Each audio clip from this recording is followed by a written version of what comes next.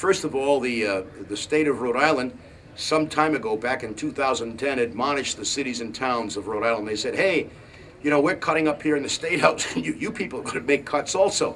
And then they proceeded to take away general revenue sharing and a whole bunch of other money that cities and towns normally got. Well, because the money was tight.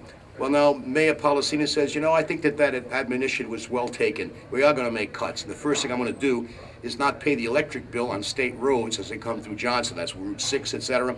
And he hasn't paid it. And and you talk to National Grid. National Grid says, well, they're the customer of record.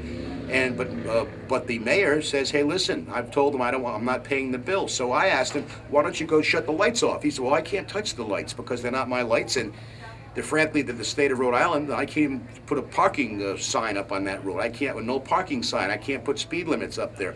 It's a state road. It's their responsibility to call National Grid and tell them to shut the lights off. But of course, National Grid is saying, hey, listen, someone's got to pay this. And so they've sued the city because they're the customer of record.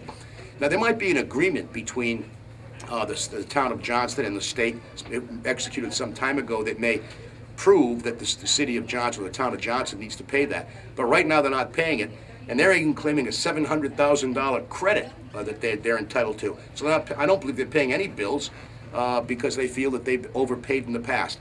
So they're being sued. This all end up in court. It's almost like a bar exam question. Who's going to pay it? I can tell you this: National Grid will get paid, but I don't know by whom at this point. You got to find out the facts. But it'll be a precedent-setting decision.